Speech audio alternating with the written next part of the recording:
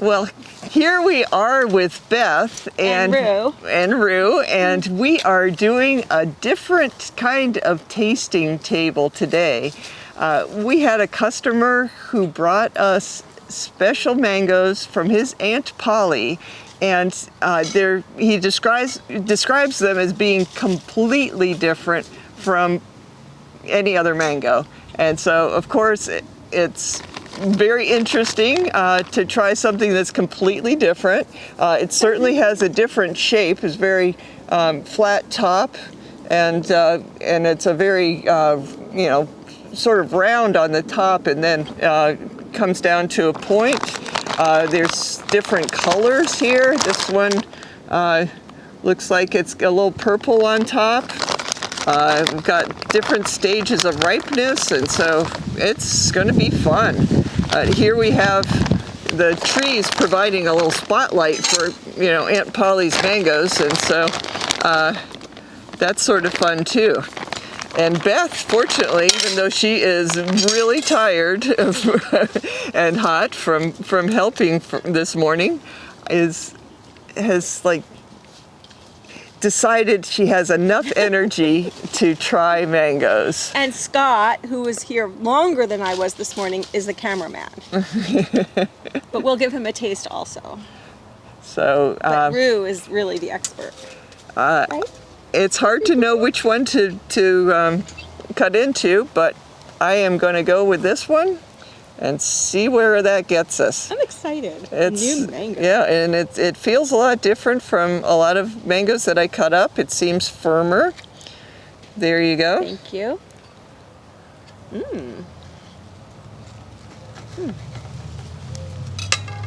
3, 2, 1.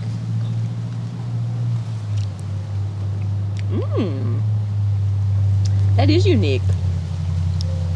It's firm, but it has a little bit of the greeny texture of a dot sometimes has. Let me show you this to the camera. Oh gosh, right there. It's beautiful in the light.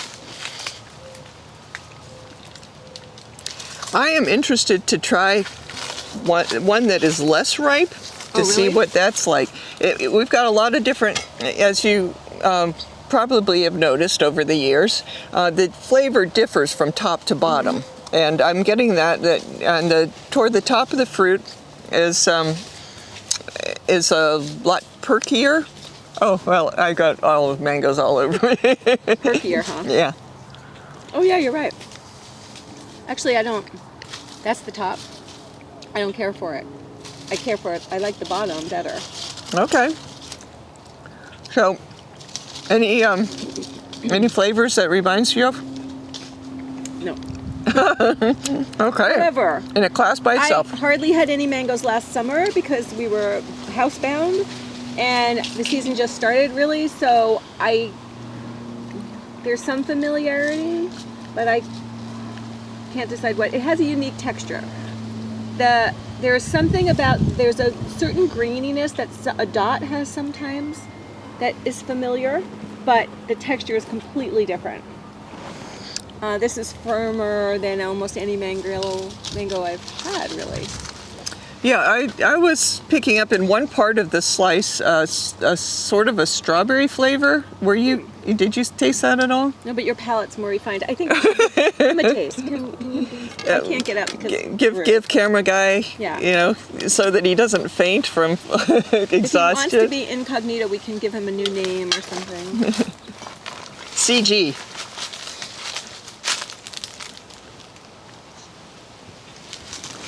Look how steady his right hand is, folks.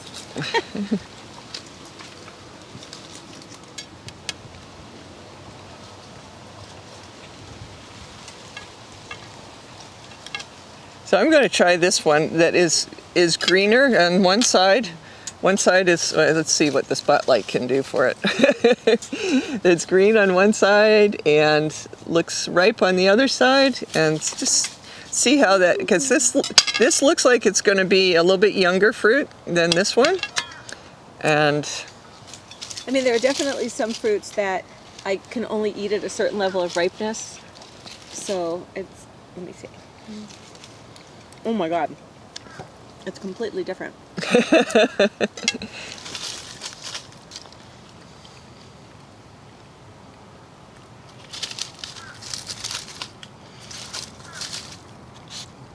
Oh, this one has some pineapple flavors in it. Yeah.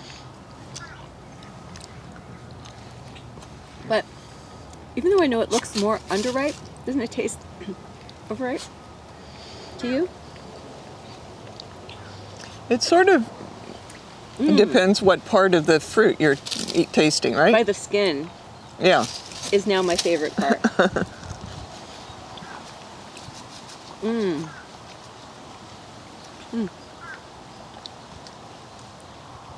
Okay, now I'm going to try the top. By the skin in the middle is where you're So far. loving it. Okay, so I'm going to try one more because there was a big difference between Big difference. bachelor number one and Big difference in flavor, but also huge difference in texture. It seemed to get more greeny when it was more ripe. I just want you all to know that her slices are getting smaller as she eats. Okay, winner. Winner. Okay, so when we had the one that is least ripe is the way to go. Even though, I mean, this is fairly firm. Oh, look at that, beautiful. But it looks pretty darn green, and the slice. I mean, it's just a clean slice. It's so. See what you think. Yeah, that one is. All three have completely different flavors. Mm-hmm. But this one's my favorite. Mm-hmm. And it's plenty juicy when it's green, and texture's very good. Yeah. There's no fiber in it, even though it's a firm mango. Yep, really good. Thank you, Aunt Polly. You're so sweet. Yeah, thank you, Lincoln, for bringing Aunt Polly's mangoes. It's very much a treat, and it's very different from like any other mango, right? Yeah. Except for, you can compare a little bit on texture and stuff, but it's the texture, though. I mean, it's obviously a mango, but I'd say it's sort of like not as soft as a ripe avocado, but it's sort of that texture. I mean, it's where it's not, there's no fibers running through it, and it just has a nice. It's a chew. It doesn't melt in your mouth, but there's no fiber. Yeah. Right, and it has the firmness, but there's also. It's not like I don't have to cover myself with paper towels to eat it like this, but I can see that it's juicy from next to where you cut it. So. I like it. Yeah, very nice. Here we go. We can have a little comparison of the three different stages. And this one, even though it looks green, that was our favorite. But all of them were good.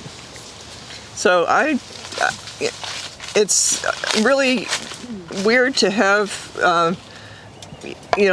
taste mangoes, because there's so many people that plant a seed, and apparently this is a fairly old tree, and you don't know what the seed parent was, what the pollinating parent was, but you just end up with a mango that is very unique. Very unique. And so it's a real treat. Thank you, Lincoln. Yeah.